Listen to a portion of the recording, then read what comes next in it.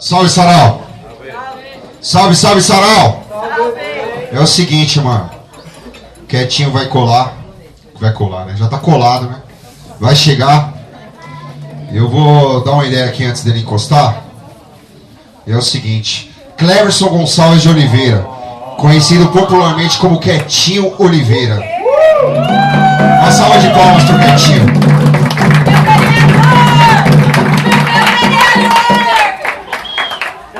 É bacharel em Serviço Social pela Universidade Federal de São Paulo.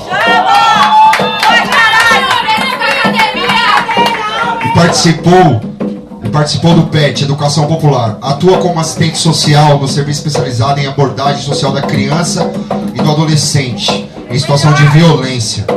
Agente na redução de danos e pesquisador de temática das drogas na sociedade de classes e internações. Quietinho Oliveira tem experiência no trabalho em CAPS, em frente ao álcool, em CAPS, em frente a drogas.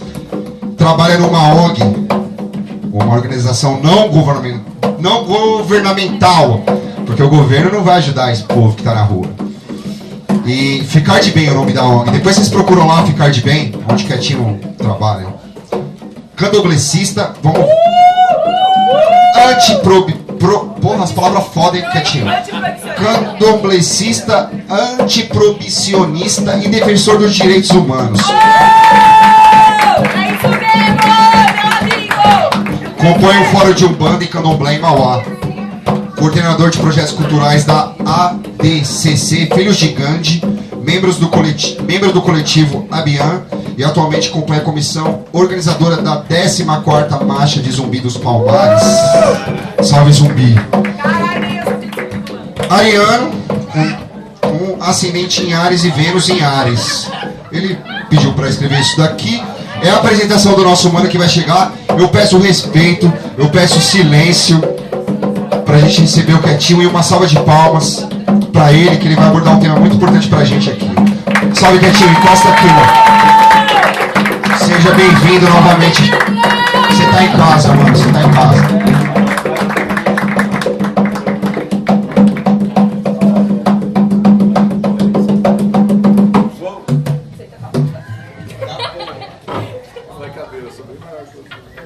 Aí, família.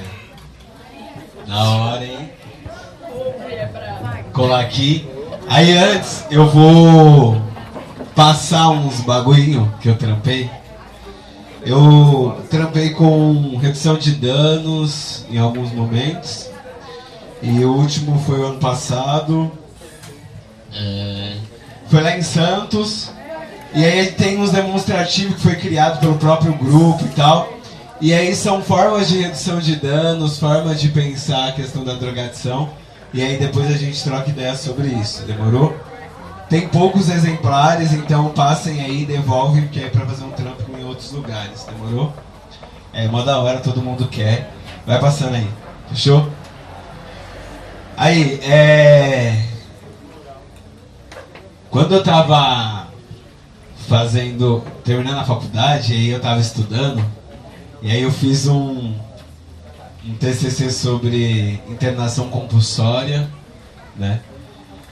E aí um dia eu tava lá na Coordenadoria de Igualdade Racial tentando finalizar o TCC, aí eu trocando ideia com a Tiara, elas trocando ideia, aí a gente tirou um final assim pro TCC, olha, e aí eu vou começar pelo fim, tá? Podemos imaginar um Brasil sem drogas e sem comércio ambulante? Não teríamos a dimensão da calamidade e crise que iríamos vivenciar. O tráfico de drogas e o comércio ambulante são espaços do giro da economia brasileira e que geram subempregos. O trabalho informal é necessário para a concretização de uma vida desumanizada na sociedade de classe. Somos a síntese de uma contradição histórica, materializada e marcada pelo processo da colonização. Na perspectiva dessa superação, a emancipação humana é fundamental para a libertação do sujeito livre que existe em nós. Então, para começar, a gente vai trocar um pouco de ideia disso. Eu acho que vale muito a pena. Eu vou começar falando um pouquinho, depois eu paro e a gente continua o sarau. E aí depois a gente volta para finalizar um pouco, beleza? Eu pensei assim numa metodologia e de trocar uma ideia com você, sim, porque eu tô mó nervoso, tá ligado?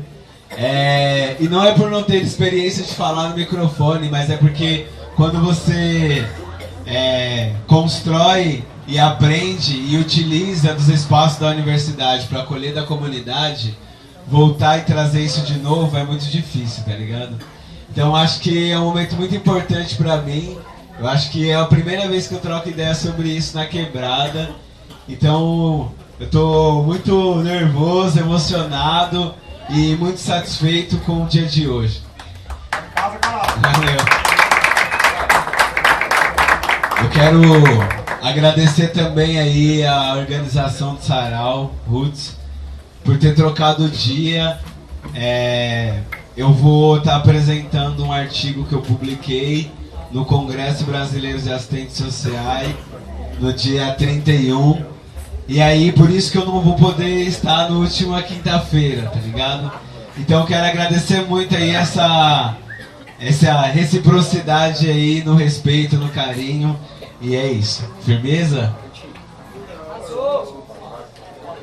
Demorou. Isso que eu ia falar. Show? Eu fiz uma cola porque eu tô nervoso, falei, né? É isso. Bom, eu acho que para começar, assim, eu acho que a gente precisa desmistificar o processo do nome droga. O nome droga, ele traz uma representação negativa e aí a gente começa a caracterizar as substâncias, né? Então a Organização Mundial de Saúde vai dizer que a droga é qualquer substância não produzida pelo corpo que altera ou modifica as sensações, seja ela no sistema nervoso, seja ela em outros parâmetros da vida, ou até mesmo para conduzir a religiosidade da forma como você quer trazer. Porém, eu não vim aqui preparado e não espero que a gente possa ir por outro caminho, que não é trazer a droga na sua condição biológica apenas, né? O que ela faz no corpo, se ela faz bem, se ela faz mal, né? Eu acho que isso a gente vai trocar uma ideia no processo de redução de danos, no momento que a gente for conversar disso. Mas eu também não é essa condição de falar o que é químico, o que não é químico, é falar das substâncias em si, tá ligado? Porque hoje é muito polarizado o discurso do uso da maconha, por exemplo, e aí no momento que você vai falar do processo do uso da cocaína, você é criminalizado. E aí no grupo que se usa cocaína, falar do mesmo princípio ativo, que é o que se faz o crack, aí já é um outro processo também. Então eu acho que pra gente começar a discutir droga, a gente tem que discutir humanização, que é o reconhecimento da humanidade do outro. Independente da substância que ele utiliza, há um processo histórico, né, que traz consigo determinadas condições para o processo do uso. Tá dando para entender? Tá muito chato? Tá daorinha? Tá gostosinho? É isso. Então, eu quero trazer, né, sobre a condição agora, um pouco do que é o proibicionismo, né? Proibicionismo é um processo também de construção ideológica, né? De disputa de espaço, e isso se dá no campo não só do uso das drogas ilícitas, porque por vezes as drogas lícitas hoje já foram criminalizadas e até mesmo pessoas presas por outros tipos de droga que hoje patrocina, por exemplo, grandes campanhas eleitorais, por exemplo, a Ambev, né? Então a Ambev, que é algo que é uma substância que todos nós utilizamos, e é uma empresa, uma grande empresa, né, que produz essa substância e que também produz marcas para o proibicionismo, né, para a guerra às drogas. Então é um pouco contraditório. É a mesma coisa de você comprar um lanche no Big Mac para combater o câncer infantil, tá ligado? É meio Mac dia feliz, é meio abstrato do campo de vista material, né? E aí também trazer essa condição material da substância, né? Esse processo que ela passou para ser criminalizada, ou até mesmo como as drogas chegam no nosso território. Como assim? O bagulho que é produzido em outros países chega aqui, velho. Como assim? Entendeu? Então, será que surge assim da terra, né? Tudo bem. Bom, então assim, é o seguinte, pra gente entender esse processo, a gente tem que voltar um pouquinho, que é lá no século XVIII, quando a gente vai falar da Revolução Industrial.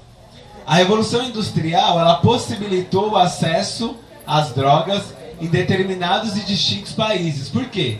Porque até então as drogas eram para um processo produtivo num grupo pequeno, né? Então a gente pode colocar aí os povos tradicionais, os povos indígenas, ou as suas próprias culturas locais, com a folha da coca, com a própria cannabis para determinados grupos, ou os rituais xamânicos, né?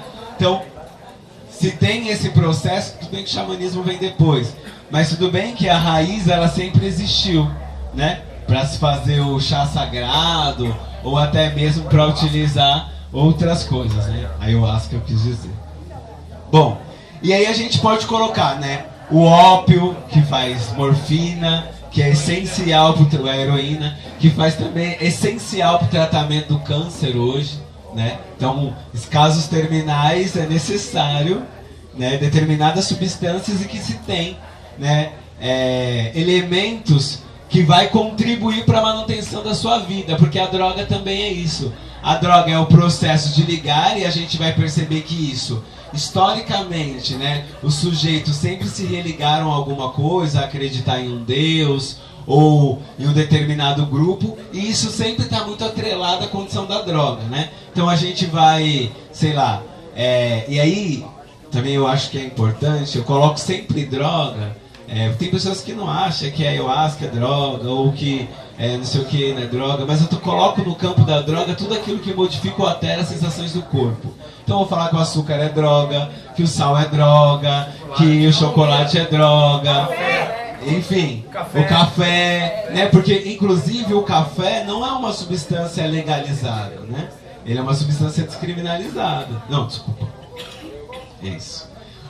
O álcool é uma substância legalizada. O café é uma substância descriminalizada. Então, assim, tem essa condição, né? Porque, por exemplo, colocam-se restrições para o uso do álcool. Então, você tem que ter 18 anos, piriri, parará, né? Enfim. Bom, aí voltando, então o ópio, a cannabis, o cogumelo, o cacto, o café, enfim. Isso tudo estimula prazeres, né? E se esse prazer é um prazer religioso, eu vou utilizar para me religar até determinada coisa que eu acredito, né? Então isso você vai ver o álcool para as pessoas da Umbanda, do Candomblé, para a própria igreja, porque isso é da essência humana. A fermentação é algo natural, né? Porém o processo produtivo do álcool é uma dádiva humana, né? O humano produz álcool e os animais também se alimentam de frutas ou alimentos. Por exemplo, os elefantes. Sim. E aí acaba, né, ficando chapadão também, como todos nós, porque é necessário para viver em sociabilidade, né? Então, é um pouco dessa condição, né? E aí a gente vai lá para o século XVIII, e aí a gente vai conversar um pouco sobre a Revolução Industrial. Por que que isso possibilitou o acesso? Porque até então, enquanto o processo era construído em comunidades, no próprio espaço e território que você utilizava, e aquilo tinha uma descendência da terra, a utilização da terra, com o processo produtivo, o que que a gente pôde possibilitar, né? Um processo do maquinário, onde a gente tivesse mais acesso a construir e produzir substâncias, quando a gente também tem o processo de transição da mercadoria, né? E aí o que acontece? Quando a droga ela passa a ser quando ela é só um produto, né, de extração dessa comunidade, ela passa a ser uma mercadoria, ela passa a estar em espaço de disputa. Então aí a gente vai ter também, né, lá em 1800 e bolinha, marquei aqui, ó, porque eu ia esquecer.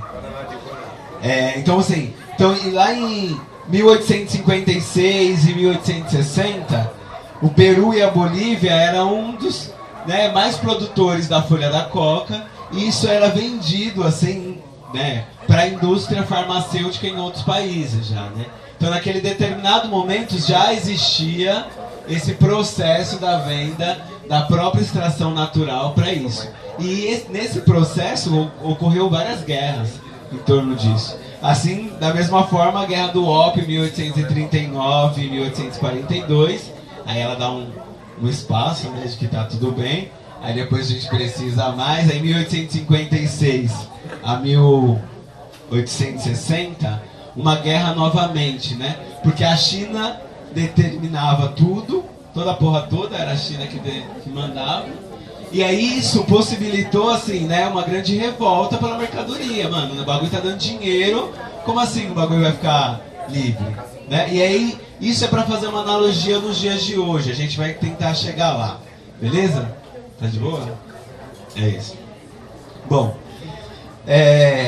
e aí depois a gente também tem a proibição do álcool nos Estados Unidos em 1920, né? Que aí quando foi que os Estados Unidos falou, mano, vou proibir o álcool.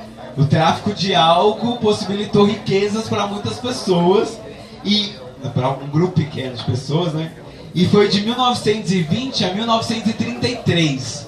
Então foram 13 anos de proibição do álcool e a galera não conseguia deter, né, o tráfico do álcool em si. Então imagina, nos Estados Unidos a galera não chapar, assim. Então, porque você não consegue sustentar uma sociabilidade sem substância, né? Então, hoje, por exemplo, a gente acorda pela manhã, quem é que toma café? Quem é que toma café? Toma café. Ó. Aí, você não toma café, aí você toma o chá que tem cafeína. Aí você vai lá e come açúcar. Qual foi o último dia que não se comeu açúcar? Nada com açúcar. Então, não, ou na própria comida, né, velho? O macarrão tem açúcar, né? Enfim, várias outras substâncias, né? Então é um pouco para trocar. Ó, gente, tem um outro microfone aqui que eu não quero ficar falando sozinho não, tá ligado? Quem quiser complementar, trazer alguma coisa, né, experiência, ou falar um pouco do processo histórico também, isso é da hora, beleza? E aí, a gente consegue perceber que o Ocidente tinha muito essa necessidade da substância, né?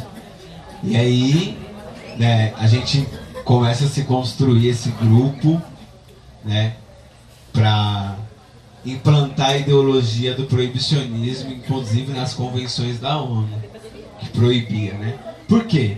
Porque hoje é importante, né? E aí chegando nos dias de hoje, olhando para 1800, que ainda o processo de proibição era pelo recurso da mercadoria, porque a droga ela é um crime até ela chegar no cosmético, até ela chegar na indústria farmacêutica, né? Aí quando chega desse pedaço para lá já é uma outra realidade, né? É pela manutenção da vida, enfim. Bom, hoje eu percebo que até nisso é importante a substância, né? Para nos manter vivo, para nos alimentar, para fazer o processo de abstração com a realidade material, com os conflitos diários, né? Então assim, quando a gente está num processo do que nos trouxe aqui, por exemplo, né? É para além da substância, é pela humanidade, é pela humanização, é pelo processo de troca. Então isso nos possibilitou. E mais da hora ainda é saber que nos espaços que tem a substância, tem como acontecer um processo de construção e desconstrução de consciência, né? Então, o espaço que tem a substância, não necessariamente ele é o espaço que deve ser criminalizado, né? Porque a gente, por exemplo, tem... Vamos colocar a Cracolândia aí, vai. Vamos colocar a Cracolândia, que é um espaço onde as pessoas fazem uso de para além do crack, né? E é um espaço que a burguesia, por estar no espaço próximo ali, também vai lá às vezes e pega, né? Ou não. Ou não. Ou eles têm os delivery, que eles usam os moleques pretos da favela, pra colocar uma mochilinha assim, os moleques lá de 12, 13 anos que eu atendo, aí dá 50 conto, o moleque sai com 1 quilo de droga e vai até um outro espaço. Então isso é o que o proibicionismo propõe, né? O proibicionismo propõe uma guerra às drogas, porque o que seria da polícia militar sem que as drogas fossem... Sem ter o que combater. Se a droga fosse legalizada, né? Porque hoje nós temos a droga como o quarto comércio maior o quarto maior comércio do mundo, né? E se a gente utilizar o tráfico de pessoas, o tráfico de armas e o tráfico de drogas, a gente assume uma potência mundial, tá ligado? É isso. E aí quando a gente tem um processo da legalização e da descriminalização, a gente pode utilizar, né, dos impostos surgidos por isso para fazer benefícios sociais a outro processo de construção de sociabilidade. Seja política pública para a cultura, política pública de juventude, política de redução de danos, consultório na rua para atender pessoas em situação de rua, né? E aí quando a droga ela se torna algo proibido e criminalizado, o poder dela está sobre um grupo de pessoas, né? E aí a gente pode colocar 3, assim, bem bonitinho, que é político, polícia e polícia.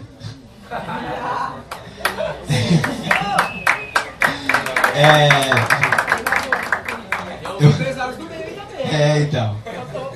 É porque os empresários geralmente é político, entendeu? Real. Já bate os dois lados. Já.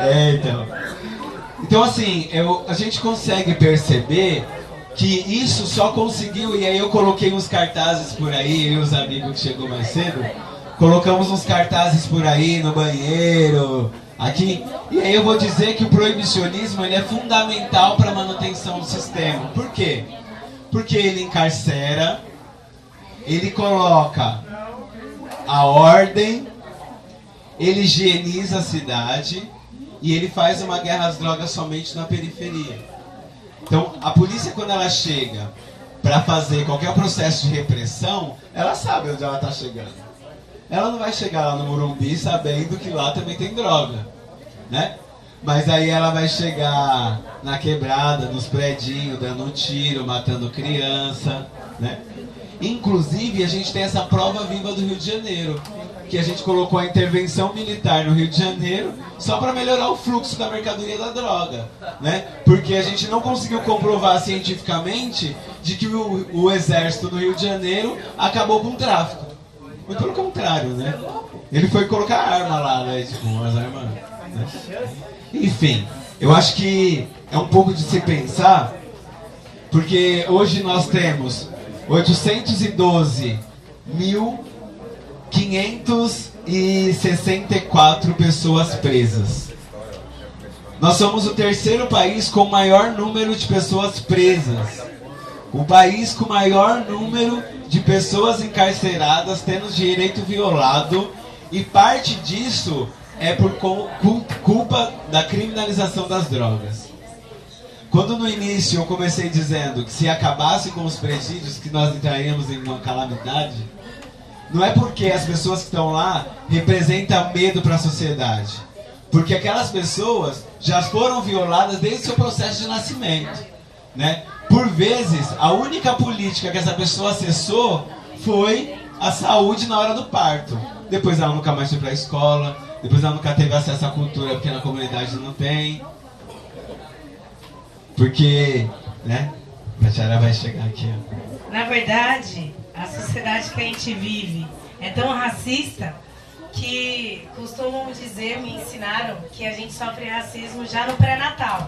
Então, antes de ter o direito a nascer, é nos negado, porque as mulheres negras são as que morrem 6 vezes mais com causa de mortalidade. Esse palavrão significa que são mortalidades que são evitáveis porque existe tecnologia para isso, mas há uma preferência de atender as mulheres brancas numa fila onde a maioria são negras, e mesmo que elas não se considerem. E para o sistema, o proibicionismo, eu queria chegando já, mas complementando para não perder a sua ideia. O proibicionismo, ele tem uma dimensão racial muito evidente no Brasil, causada pela colonização. E eu já digo o que é esse palavrão. Além da colonização, temos uma determinação do patriarcado. Já explico esse palavrão também. E a outra coisa é o lucro em torno de toda a desgraça que o capital gera ao proibir o uso das drogas. Então, por exemplo, a dimensão do machismo, que é o patriarcado, é que quando as mulheres são presas, não tem ninguém que vá visitar essas mulheres. Porque elas são criminalizadas 3 vezes, por ser pobre, por vender droga e por ser mulher. Porque muitas mulheres seguram os BO, né? Mas também a dimensão racial disso é que a maioria dos presos são pretos e a maioria dos forjados são pretos e todos eles são pobres. Então a cadeia, por ela ter uma maioria de pobre, aliás, por ter só pobre, por isso que o massacre do Carandiru foi autorizado oficialmente e eles negam essa história como oficial, querem perdoar os assassinos, né, os que estão vivos, porque eles acham que é isso, é esse o tratamento que o preso tem que ter. Só que não é considerado que o Brasil é muito desigual, formado toda a riqueza pelos pobres. Então, quem são os pobres no Brasil?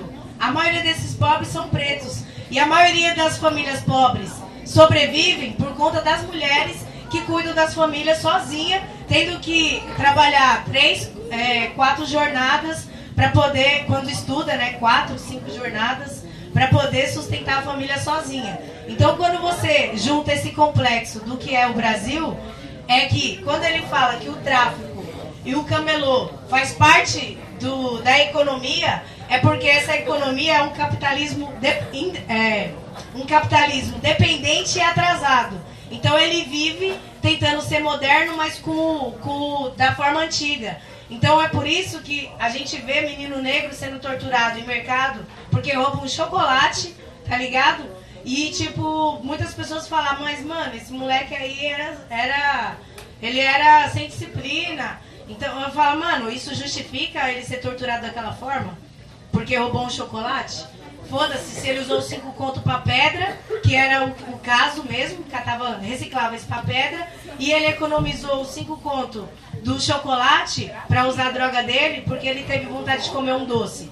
Então esse país é tão desigual que o boy pode cheirar à vontade. E nós, favelados, quando fuma um baseado, já pode ser forjado num crime de tráfico com a ponta no bolso. Então é isso.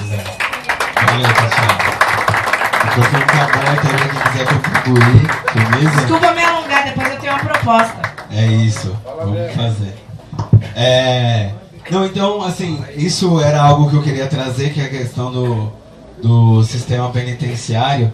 E aí, desses 812 mil presos no Brasil, 41% ainda não foi julgado. Então, nós temos a forjação da forjação da forjação, tá ligado? Porque você é forjado quando você vai, e ainda você tem o direito, né, que é o direito à liberdade, porque o direito à liberdade é uma luta, né, dos trabalhadores, principalmente no Brasil, né, seja pela liberdade do povo preto de estar nos espaços, seja a liberdade dos trabalhadores pós-ditadura. Então isso é muito importante para que a gente tenha a compreensão de que o proibicionismo, ele encarcera, ele mata e ele prende. Não, ele encarcera, ele mata e ele rouba. Porque ele rouba tudo. Ele rouba a extração natural, ele rouba, né? Porque o cara que é o traficante não é aquele cara que tá com a bolsinha, velho. Aquele cara que tá com a bolsa e foi pego com 5 pedras, 10 maconha e, sei lá, 20 pó. Esse cara, ele não é o traficante. O traficante é quem detém todo o poder econômico, político e cultural das drogas. Os caras, ele determina se pode ou se não pode utilizar qualquer substância. Eu conheço um ministro da saúde, que era o que manipulava tudo ali. Articulava. Tudo. Ministro. Político. Sim. Basicamente isso. Tem acordos, né? 500 quilos de pasta base, né, no helicóptero de quem mesmo? De quem? Do tal do Aécio? Né? Será? Será? Que é isso, né? A gente tem que ter essa compreensão, né? O que é 1 grama de cocaína por 10 conto e um helicóptero com cocaína. É uma outra proposta. Sim, é indimensionável, porque se a gente fosse colocar aqui que o traficante está preso mesmo, a cadeia ia reduzir isso, sei lá, né? Porque não tá, né? Não é o traficante que está preso. É o cara que por vezes utiliza da empresa tráfico de drogas para alimentar sua família, né? E assim, e não é passar pano ou achar que o cara tá certo ou errado, porque a liberdade é um direito humano. Não vai ser eu que vou fazer isso ou que vou propor isso a alguém. Olha, utilize substância. Olha, vá traficar. Não tem trampo? Vai traficar. Jamais vou fazer isso, né? Até porque a gente sabe qual que é o fim disso. E o fim é o extermínio da população pobre, preta, periférica e principalmente a juventude, né? Então, o que a gente propõe para essa sociedade, a nossa revolta, incomoda. E tá discutindo droga na periferia, isso é muito louco, porque a gente vai começar a desmistificar que essa porra é o grande problema do roubo do celular. Porque o roubo do celular não é um problema do tráfico de droga não, velho. Não é, sabe? É um problema, é outro problema. A gente vai pensar. Ele pode gerar, sim, expressões da questão social. Ele pode gerar a morte. Pela droga eu posso matar. Quantos caras não chegam em casa chapado e bate na mina, mata, estupra, sabe?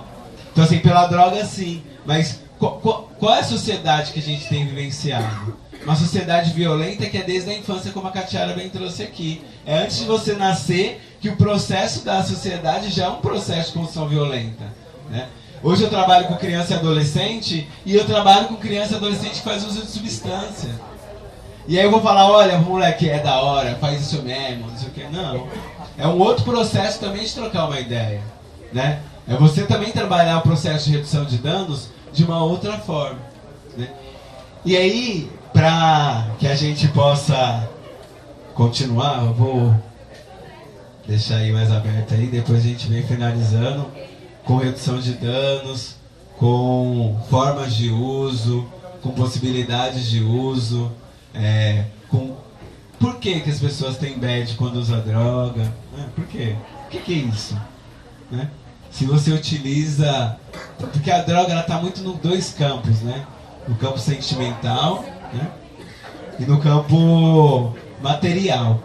Então se você está feliz, você vai usar droga. Se você está triste, você vai usar droga. Se você vai casar, você vai usar droga. Se seu filho nasceu, você está usando droga, né? Então, por quê? O maior traficante, então, é o Ambev, o maior vendedor de álcool. Literalmente. O maior traficante do Brasil hoje é a Ambev.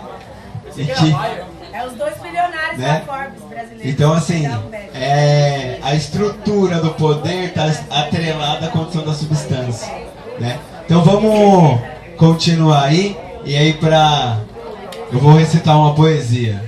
Fechou? Do doce ao amargo anseio de viver, do líquido ao vapor que ao balançar a lâmpada, o barulho que sai ao apito do navio, trazendo a mais refinada e poderosa folha, que adentrada sobre mim tempera, olhos vermelhos como sangue, o sol era sol pipa. Não dá pra acreditar numa infância mal vivida. Não dá pra acreditar numa ponta de uma arma na nuca de um menino que só o pó pelote passava. E passava com toda a força porque era a única esperança que tinha. Porque era nesse espaço que o status estava. Era o status de estar na quebrada. É o status de ser reconhecido. É você parar e pensar que qualquer dia mais um polícia pode fazer um preto ferido. É assim. A substância, ela está dentro de mim. Ela está no momento que eu estou feliz, ela está no momento que eu nasci. A substância, ela não é nada mais, nada menos do que parte de mim. Valeu.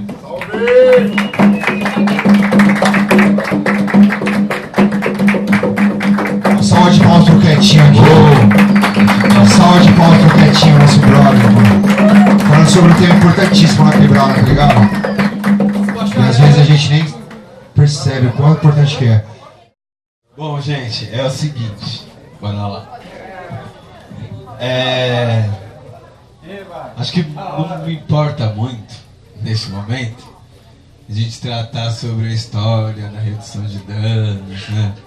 Lá em Santos, e Piriri e Parará. Acho que não é o momento. Acho que isso fica pra gente pesquisar como é que surgiu.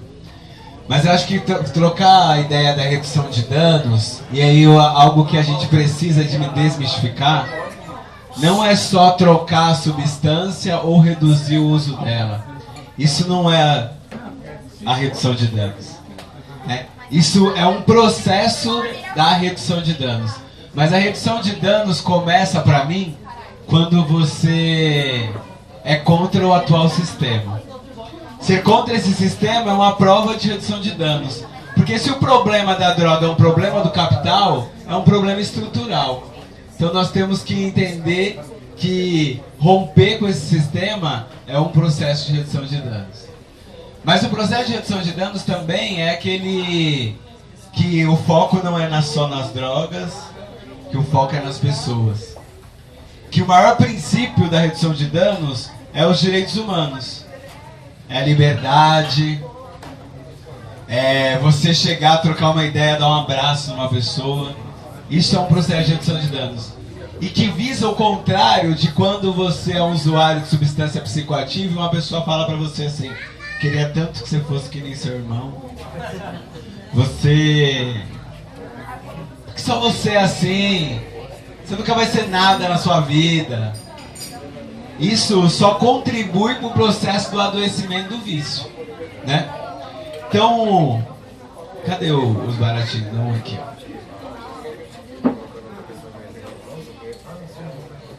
Bom, a redução de danos, ele é um processo, né? E aí eu acho que uma coisa muito importante, isso aqui foi um material que a gente fez com a galera do Edley, com um projeto de extensão lá do Unifesp que chama Diversos, que trabalha com redução de danos, drogadição e tal. E aí eu acho que a redução de danos, ela também está na qualidade da droga que a gente utiliza, né? A qualidade da substância, ela é muito importante para a gente saber o processo da drogadição, né? E a gente não tem esse acesso, porque a criminalização, ela propõe o pior para a periferia também. Então, eu acho que uma coisa muito importante, porque a substância psicoativa, principalmente as substâncias químicas, é algo muito perigoso, né? E aí eu acho que o que mais é importante para que você tenha um uso consciente é a substância, o efeito, né? O contexto e as pessoas que você tá.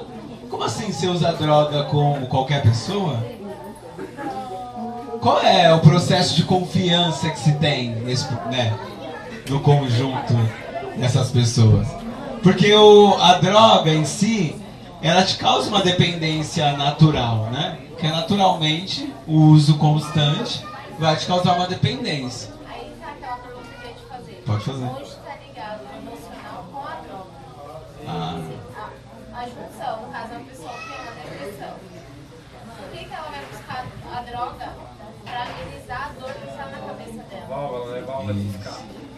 Uma boa pergunta. Você poderia comentar também que uma forma de reduzir os danos é a autoestima, porque se a pessoa ela não está bem consigo, se ela não está se amando, sei lá, ela não pode perder o controle assim do uso como uma forma lenta de morrer? Sim. Foram duas perguntas aqui, uma é sobre autoestima e uso de drogas, e a outra é o processo de doença atrelado ao uso da substância, né? Bom, a droga em si e o processo de adoecimento, ele não tem uma fórmula específica, né?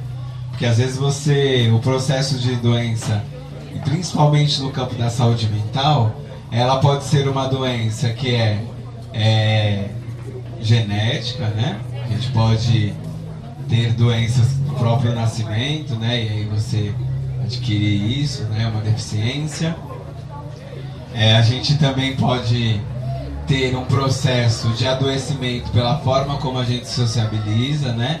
Através dos conflitos, da tristeza, do rancor, do pânico, né?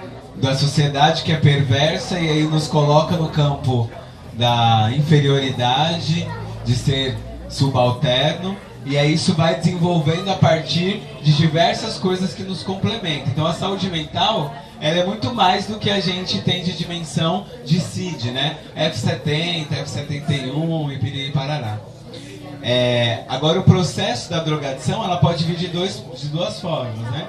O processo natural e o processo também do adoecimento, né? Então eu já estou doente, então eu busco uma substância para suprir uma necessidade emocional ou física, né? Então, por exemplo, o canabidiol, ele é uma fórmula, né? E ele é uma substância extraída, né, da cannabis, e aí ele, né, por vezes, possibilita a cura de diversas coisas. Por exemplo, Parkinson a gente já tem cientificamente comprovado, né?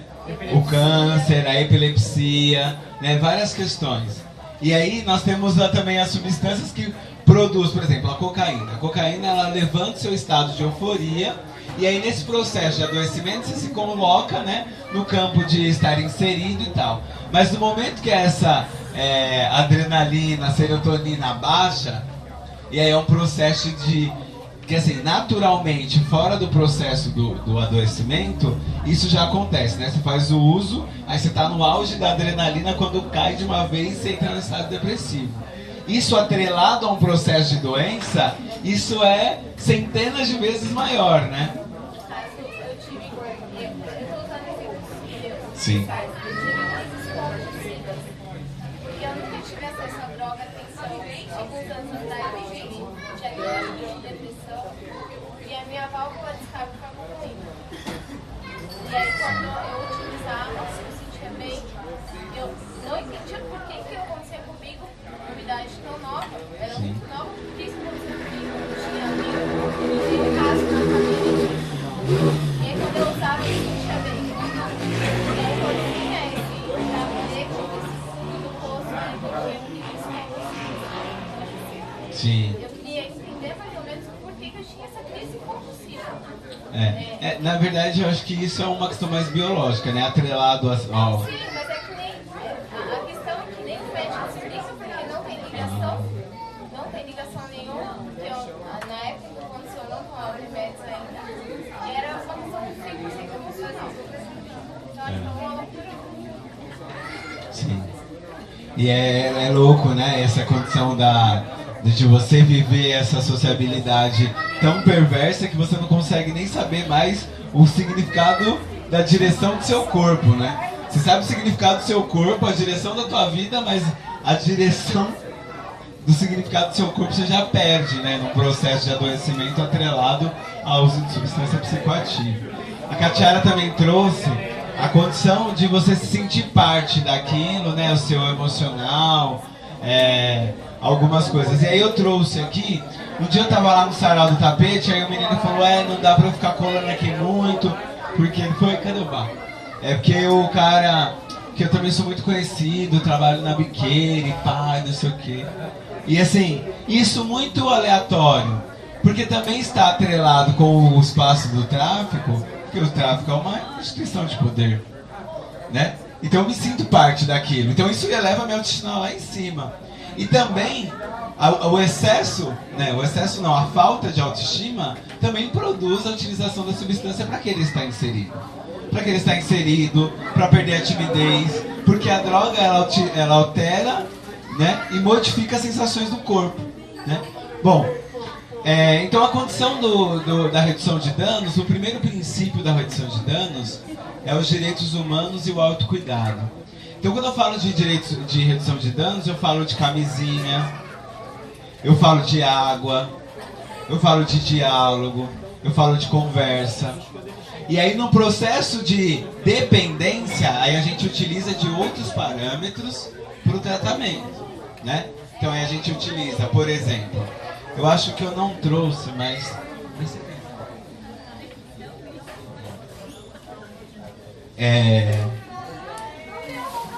Deixa eu ver. Eu tenho aqui, ó. Isso daqui é inovador. Presta atenção nisso Não é aqui, ó. terme, gente, presta atenção. Presta atenção aqui, ó, nisso aqui, ó, que isso aqui é foda. Isso aqui é um trampo que o Edley construiu. Ei, menina. O Edley construiu, que o Edley é uma organização que é um centro de referência de redução de danos. E aí eles trabalham ali na região da Luz, ali na Cracolândia, desenvolvendo diversas atividades, né? Foi construído pela Cristina Brits, que é uma professora de serviço social da UF, no Rio de Janeiro. E isso aqui é muito louco. Por quê? Porque isso aqui vai dar um processo de uso consciente da cocaína. Mas existe esse processo consciente de uso da cocaína? Existe. Eu não acredito, é claro que eu não tenho uma verdade absoluta, mas eu não acredito que a utilização da substância ela só é num processo de adoecimento. Ou de... Tem pessoas que utilizam cocaína, né? E não necessariamente toda semana ou todo mês, né? Eu acho que o processo da drogadição ela é um processo de como você se identifica nesse campo da sociedade, né? Tem pessoas que pessoas que fumam maconha todos os dias são doentes, né? Então assim, tem um outro processo. E aí eu acho que existe sim a forma consciente de utilizar a substância. Por exemplo, a gente não fumar maconha na folha de pão, no papel de pão, isso é uma ação de redução de danos, sabe? Ajuda muito, os seus brônquios vão agradecer, seu pulmão. Vaporizar é perfeito. Né? Se você vaporizar, aí é uma outra relação. Agora, se você for cheirar cocaína, você vai dividir a mesma nota? Sempre. Né? Bom, vamos lá. Isso daqui, ó, mas isso é bom porque faz a gente refletir. Porque quando a gente vai lá e dá o primeiro tiro, bom, em seguida, a nossa mucosa já dilata os vasos sanguíneos. E aí você manda outro. Aí você já rompeu um vaso sanguíneo seu. E aí você compartilhou a mesma nota a ponto de você contrair hepatite, por exemplo. Meningite. Compreende? Agora custa você chegar no boteco que você tá e falar assim, ô, me arruma um canudinho aí. Você corta o canudinho e faz seu barato sozinho. É isso. Ó, aí é a moral, ó. A moral. Porque o proibicionismo propõe isso. Entendeu? Porque o proibicionismo, ele propõe isso. Aí você se mata e não usa droga direito. Por exemplo, assim, a Holanda, né? Que é muito à frente, mas muito à frente. Lá eles não proibiram fazer o errado certinho. O próprio governo dá a sua seringa, dá o seu caminho. Ele tá trazendo aqui sobre experiências de outros países. Peraí que, ó, todo mundo falou de cocaína, o povo é amado. Fica nervoso, né? Bateu. Bom, ele trouxe aqui questões da Holanda, né, de outros países, que o próprio país trabalha o processo de redução de dano intrínseco, né, à política de drogas. Por exemplo, então é distribuída a seringa para que você utilize somente a sua seringa, né? A gente consegue perceber que uma ação de redução de danos que o grupo Edley construiu foi, por exemplo, você chegar ali na região da Sé, ali da Luz, a região central de São Paulo, onde fica as Cracolândias. Hoje as pessoas que fazem uso de crack, elas não dividem mais cachimbo. Porque aquele processo fere boca, né? E assim, é claro que tem o uso individual, é meu e foda-se, né? Mas hoje em dia as pessoas constroem seus próprios cachimbos. Né? Também é um comércio. Então, não, e o pior é que todas as vezes, muitas das vezes é totalmente artesanal. Né? Então assim. Mas o cara vende ali mesmo, ele compra isso, então. Porque a droga é um comércio, a Cracolândia é um shopping, gente. Você tem de tudo lá. Quem tiver a oportunidade de conhecer, vá, tá ligado? Pra vocês não achar aquilo maravilhoso, mas que você entenda aquele espaço, entendeu? Bom, Vamos lá. Quer falar, Katia? Eu só ia falar da questão da qualidade, que tem a ver com o fato de ser proibido. Então, assim, química, nada disso. Eu prefiro ficar na brisa. Mas tem uma questão que é o fato de ser proibido e render mais para quem distribui, porque o que é criminalizado é a distribuição. O atacado tem gente poderosa, né? Então, na linha de frente, ou é o contrário? Não, é isso mesmo. O varejo é a distribuição, né?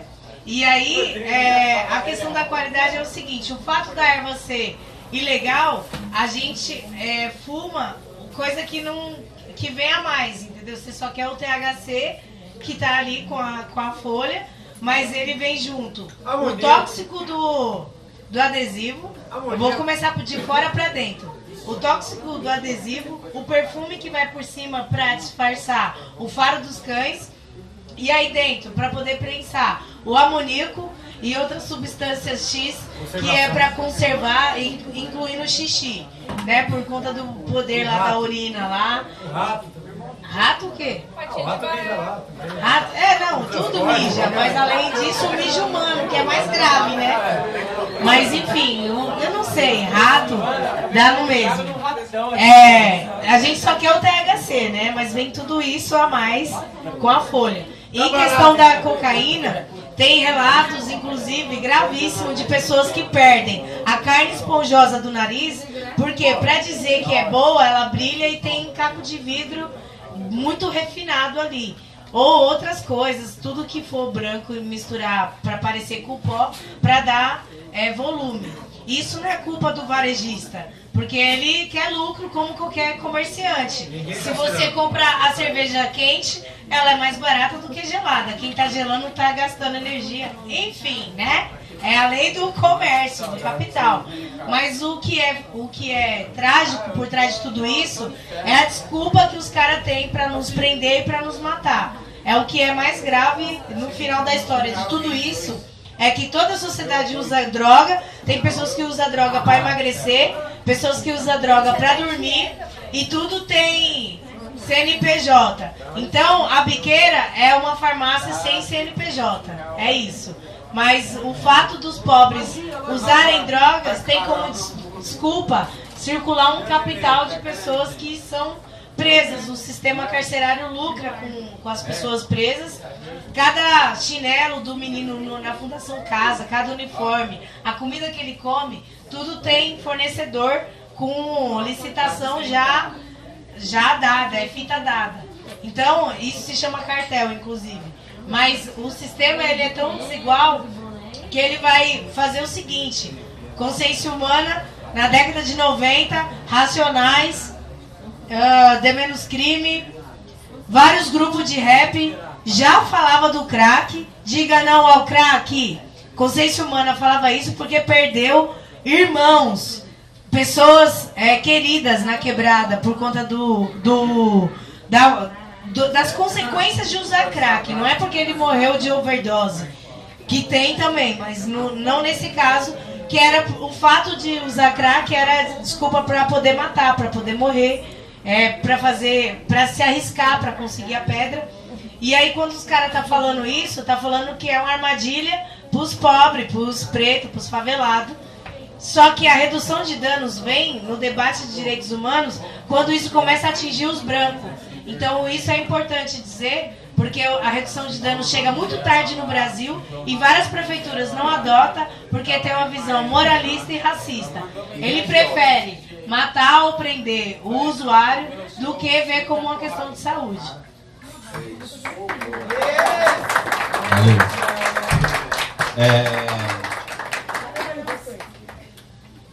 Bom, vamos lá, voltando aqui no isso daqui que o movimento criou. E aí eu trouxe para que a gente pudesse ver, tá? Aqui nesse kit vem camisinha feminina, camisinha masculina, uma plaqueta de metal, papéis para fazer canudo, álcool para limpar o processo do metálico e um cartão para você bater o babado. Então bora lá, é o seguinte, ó. Kit, é o kit. É um kit mesmo, tá? E isso aqui não é... E olha, o que eu quero que nós possamos sair daqui entendendo é que não é um processo aqui para promover o uso, viu? Muito pelo contrário. É você entender que você vai trabalhar com pessoas e que o não vai garantir nenhum direito dela, tá ligado? Prevenção. É muito mais você trabalhar um processo preventivo a fim do fim do que você proibir e saber que essa pessoa vai fazer uma utilização do uso, beleza? Então, pois bem, é o seguinte, aqui aos poucos, aqui um recipiente, tá vendo? Show, hein? Caraca, Beleza, peraí, aqui tá muito difícil. Quer ajuda aqui, quietinho? Aqui, ó. Quero. Aí. Aí. Bom, o recipiente de metálico, né? E aí, para bater, é um cartãozinho escrito o seguinte: passando mal, busque ajuda imediatamente. O paciente e o acompanhante são protegidos pelo sigilo médico e não existem implicações legais em ajudar alguém. Então, inclusive, quando você estiver no médico, se você estiver num processo de drogadição e haver a necessidade de você ir para o médico, seja o uso do álcool, seja o excesso de café, seu coração está estourando, seja até mesmo o uso da cocaína, primeiro que é algo sigiloso, né? Eu acho que o médico tem que entender que o processo ético dele é cuidar da saúde e não do que você faz com o seu uso, beleza? E aí tá escrito: ligue para o SAMU 192. Você tem direito à informação e ao atendimento do serviço de saúde. Então é importante que a gente também tenha isso daqui, beleza? Esse aqui é um bagulhinho de álcool pra você limpar onde você vai fazer o negócio. Por quê? Porque as pessoas utilizam o celular, a carteira, a mão, e isso só contrai também mais bactérias e vírus pro seu uso. Então, já que você quer fazer a porra do uso, que você faça um uso consciente, velho, entendeu? Tenha responsabilidade individual e responsabilidade coletiva, porque a sua dependência causa uma codependência na sua família, e o seu processo de doença vai causar infelicidade para outras pessoas. Então, já que quer fazer uso, faça um uso consciente, beleza? Isso é o lance da responsabilidade. Responsabilidade afetiva? Redução de danos. Isso é redução de danos também. Esse kit é redução de danos. Isso. Ó, outra coisa é o canudinho. Para que você não faça o uso da nota, como eu trouxe, para que você não faça o uso da nota, tá escrito aqui, ó: canudo individual. Não compartilhe seu material de uso. Evite transmissão de doença. Use sempre preservativo. É tipo camisinha, né? Claro que é. Que já vem no kit também aqui, ó. E aí vem no kit também. Então você vai tirar isso daqui. Eu quero! Vai ficar querendo. Aí você vai enrolar aqui e fazer o seu uso do jeito que você quiser. Beleza? Bom, camisinha feminina, isso também é algo muito importante. É extremamente caro e tem estragado muito. Então, porque por conta do patriarcado ainda, a camisinha feminina é muito criminalizada. E aqui a camisinha masculina para os amiguinhos que... Enfim. Bom, esse kit aqui é muito bom. Vou passar aí pra galera dar uma olhada. Não roube nenhuma peça dele, por favor. Tá bom? Além de redução de danos, isso aqui é bom, cara. Ô galera, é o seguinte, nós tá chegando ao fim aí. Depois a gente pode bater um papo, trocar material, entendeu? Pode falar? Pode. Chega aqui, deixa eu mais. Não, na verdade é que eu não gosto de falar comigo. Fala aí que eu gosto de ver você. Não, mas não mantendo a parada. É que eu acho que assim, eu não consigo considerar outros tipos de droga como como a ganja, igual eu tava te falando. Que eu considero uma maconha uma droga, porque ela é um psicoativo. Sim. Mas eu não tem como. Porque se você usasse a folha da coca, eu acharia justo, porque você plantou ela, é uma parada natural. Agora a cocaína em si, ela é uma mistura. Sim. Então eu acho que, na minha opinião, não sei, eu posso estar errado, né? Que esse tipo de droga deveria ser trabalhar a ideia do que? De erradicar, acabar, não tem que ter. Porque não é uma parada que foi criada pelo homem, os caras meteram louco, não tem um uso medicinal. Não tem um uso medicinal. Mas proibir é pior. Será? Por que proibir? É pior. Se proibir é pior, A gente tem experiência do álcool. Da cocaína. Não, mas o Do álcool. tem. Agora aí que tá, o álcool ele tem Eu não consegui erradicar isso. como é que fala? Histórico maior. Um outro lado, porque o álcool financia time de futebol, financia campeonato, financia um monte de coisa. O álcool? Cocaína financia Por quê? Porque está sendo financiado. Então, é uma empresa, é um grupo que está financiando um comércio gigante. E aí os caras vão. Você acha que eles vão cortar o que está dando dinheiro para eles? É da mesma forma a cocaína. Quando os caras. Não é, eu acho que não é legalizado, porque, sei lá, deve ter morrido Dá muito dinheiro. gente, dá muito dinheiro e dá dinheiro para. Dá mais dinheiro ilegalmente dá mais do dinheiro que- ilegal. Mas eu não consigo te dizer. É que você nunca mascou a folha. É sagrado no período. Não, não, mas o que ele tá falando, mas assim, o que ele tá falando, isso é muito comum pros proibicionistas. Sejamos sinceros, existem vários tipos de uso da mesma substância, de onde provém ela. Isso. Mas a gente vive num país muito atrasado, Infelizmente, a gente tem não muitas questões religiosas, tá ligado? Bom, assim, pra mim, na real de tudo, eu vou continuar colocando que o problema da droga é um problema do capital, não é só de quem usa. Não, é principalmente do capital. E aí, o que acontece, assim, eu entendo o que o Xerê fala. O Xerê tá trazendo que, mano, passou a substância, quando ela é natural, ela passou pelo processo químico, ela se torna droga, né? Já não faz mais sentido pro uso. É óbvio, né? Entendi. Não, é só que Continua sendo analisada, só porque ela é uma planta. Ela é igual uma planta como outra qualquer, igual da dipirona veio de uma planta, Sim. entendeu? Não sofreu um processo ainda ali. Depois que sofreu esse processo, aí que tá. Quem é que tá. Aí o capital, a indústria tá Mas aí você tem que acabar com quem está produzindo a parada, não você querer manter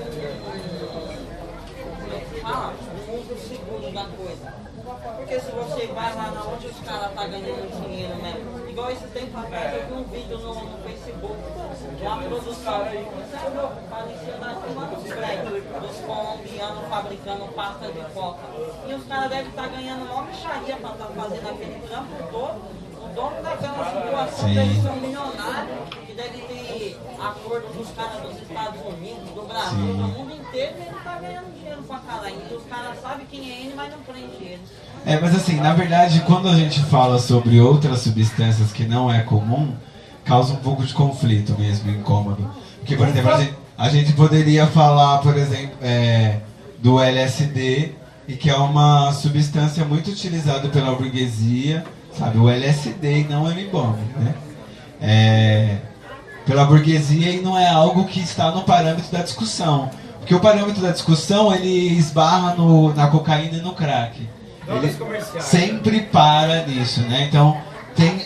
Mais fácil acesso, né? Não. Mais fácil acesso. Sim, não, e o que a gente culturalmente abomina, restringe, coloca de lado. Por que isso? Eu sinceramente não acredito que há possibilidade de romper com o uso da cocaína na sociedade que a gente vive. As pessoas, assim, eu ainda não tenho essa condição de executar essa pesquisa, mas ainda eu quero executar essa pesquisa numa hipótese de que a droga mais utilizada no Brasil hoje é a cocaína. Porque é uma droga silenciosa que diversas pessoas podem ter utilizado no banheiro, no seu local de trabalho. na família, na própria festa de casa, no quarto, na sala, e isso não deixa vestígios, né? Então assim, eu acredito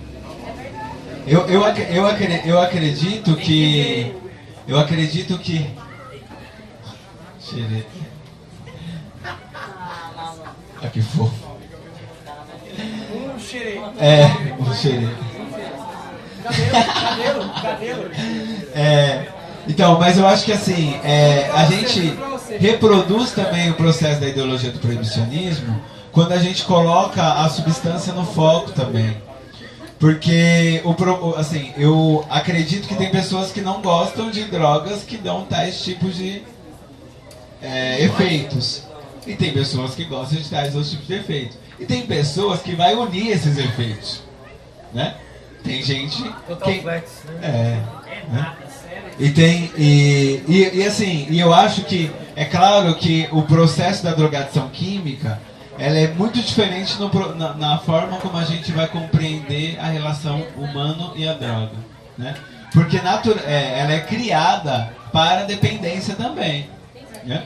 Mas assim, eu acho que não dá pra gente colocar parâmetros de mais drogas e menos drogas, porque a gente meio que iguala a violência, sabe? A agressão física é menos pior do que a agressão sexual, que é a violência sexual. Tipo, uma droga não é maior que a outra, uma violência não é maior que a outra, mas ela tem efeitos no corpo diferentes de outros, né? Mas o debate, na minha opinião, o debate não é tipo assim, se você vai usar ou não, hoje, no caso. Sim. Porque não tem como você falar pra pessoa que está do seu lado aqui não usar Não tal usar. tipo de droga. Sim.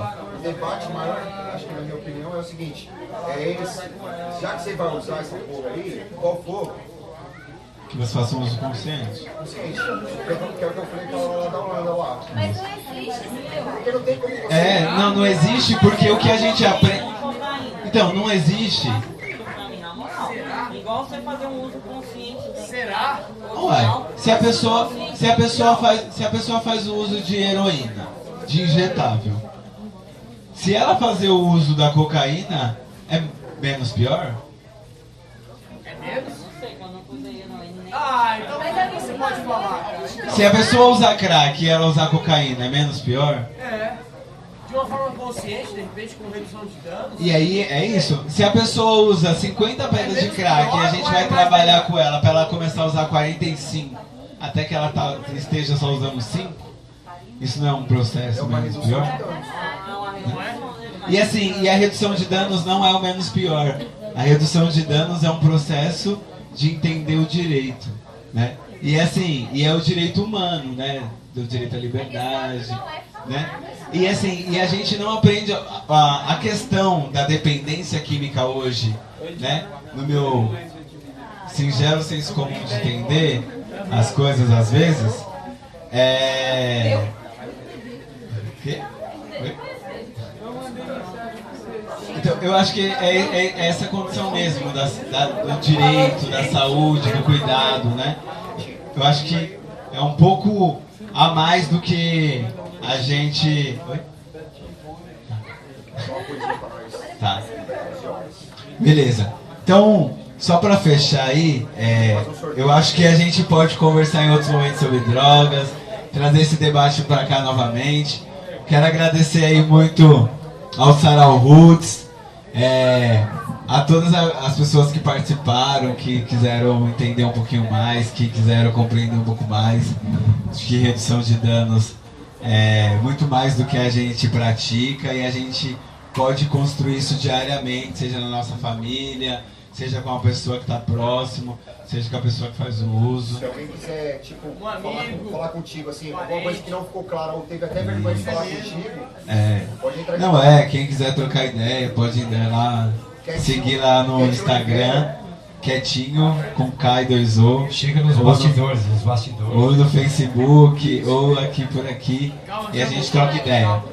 Em um outro momento, a gente trocar ideia também, que é algo interessante, que é a internação involuntária, internação voluntária, internação compulsória. Tentar entender isso, o que é internação compulsória, o que é internação involuntária, porque as coisas não são iguais. Em que momento chega isso? Em que momento isso chega? Beleza? Conhecimento é tudo, muito obrigado. É nóis. Salve, Quietinho! Deixa eu... Aí, quando eu terminei a monografia também, eu escrevi um parágrafo que eu queria falar com vocês, do último capítulo do bagulho. Beleza? É assim, ó. Vou atualizar a data que tá aqui. Em 2019, isso foi escrito em 2017, tá? 2017, percebemos a necessidade de continuar debatendo a questão das drogas e do conservadorismo de forma permanente. Estamos em uma conjuntura de polarização do pensamento liberal e de privatização, do discurso de ódio atrelado ao discurso moral religioso, de negação dos direitos humanos e um desplante da Constituição brasileira. Estamos às vésperas de um período temeroso. O menos pior se tornou barbárie. É hora de nos fazermos presentes na luta pelos direitos humanos, da população LGBT, das mulheres, do povo preto, dos movimentos sociais de esquerda classista. É hora de se reconhecer como classe e criar unidade. A luta é nossa, é por todos nós. A luta é nossa! Valeu, valeu, valeu, valeu.